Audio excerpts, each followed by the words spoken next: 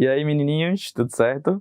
Vamos lá, vamos falar um pouquinho sobre o capítulo 2. Nesse momento, a gente vai ingressar aí no estudo da hereditariedade, né? A gente vai desvendar todos os mecanismos relativos à hereditariedade. Às vezes surgem piadas, né? Às vezes tem essas brincadeiras, né? Quando a gente não é parecido, mas, enfim, tudo isso tem uma base de explicação. Tudo isso é interessante demais da gente falar, da gente estudar. E até mesmo entre irmãos, né? Tem irmãos que não são nada a ver um com o outro. Ou tem irmãos que são muito parecidos. Então, primeiro, todo ser vivo, quando a gente considera a reprodução sexuada, ele tem um material genético como base da transmissão de suas características. Na reprodução assexuada, óbvio, o material genético também é instrumento disso. Só que a descendência ela é sempre idêntica à geração anterior, ou seja, aos seus pais. Então, na reprodução sexuada, existe a transmissão por meio de material genético, mas existe alguma variabilidade. Então, lá no capítulo anterior, quando a gente falou de meiose, estão lembrados? Na meiose tem um processo denominado crossing over, ou recombinação gênica. Tem um outro mecanismo que a gente deve considerar, que é a segregação aleatória dos cromossomos. Aqueles pares de cromossomos, eles se segregam independentemente. Então, tem várias maneiras de eu segregar os cromossomos. Imaginem um par, dois pares, três pares.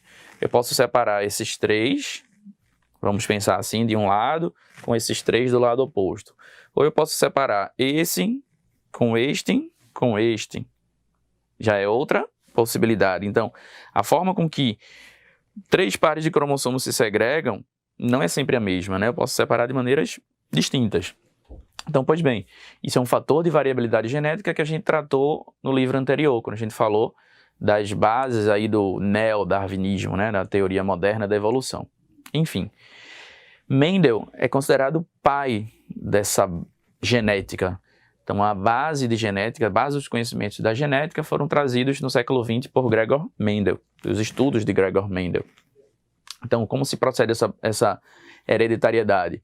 A gente tem genes, que são informações genéticas na molécula do DNA. Na meiose, essas informações genéticas são segregadas, os pares de cromossomos e os pares de alelos se segregam e formam células reprodutivas, que são os gametas. Então, através dos gametas, os gametas agem como um veículo para essa transmissão de características, né?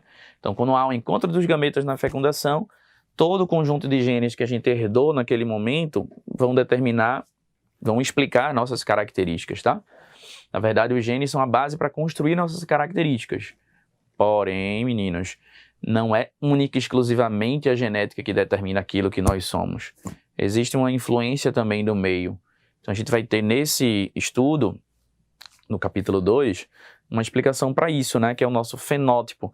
Nosso fenótipo, ele compreende a ação dos genes mais a influência do meio. Então, nós somos um misto, né? Uma mistura entre nossa genética e a influência do meio que nos cerca.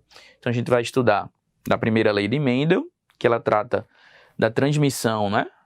De uma característica por vez. Então, como as características, analisando uma por uma individualmente, como elas são transmitidas.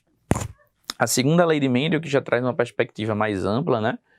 Porque mostra toda a probabilidade envolvida na transmissão de duas, três ou mais características ao mesmo tempo, né? Que é o que condiz com a nossa realidade. Nós temos centenas de características a serem analisadas do ponto de vista de hereditariedade, tá? Sejam características comportamentais, características anatômicas, né, fisiológicas, características bioquímicas, tá? Vamos lá, nosso tipo sanguíneo. Se meu sangue é AB, por exemplo, isso é uma característica fenotípica.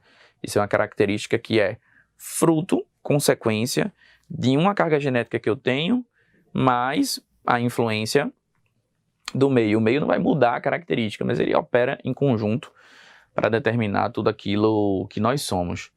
Então, todo o padrão de hereditariedade, ou seja, de como as características são transmitidas, esse é o real significado do termo, da palavra hereditariedade, ele foi primeiramente estudado por Mendel e, óbvio, após a morte de Mendel, outros estudiosos, outros trabalhos, incluindo aí a estudo da transmissão de características, foram feitos, né? Então, a gente sabe muita coisa no pós-Mendel. Nem todas as características são transmitidas do jeito especificamente que Mendel esperava, do jeito que Mendel postulava. Então, a gente trata de algumas possibilidades de hereditariedade que a gente chama de casos de exceção à primeira lei de Mendel. Então, imaginem, ter uma percepção do ponto de vista biológico, a base biológica para hereditariedade, e aliado à matemática, de como a gente pode calcular, como a gente pode estimar a probabilidade de uma característica ser transmitida de uma geração para outra geração. Então, acho que vocês vão gostar bastante. É um estudo bem legal, ele atrela aí muito conhecimento de citologia, muito conhecimento de estudo de genética, atrelado com a matemática. Joia, menininhos? Grande abraço para vocês. Até breve.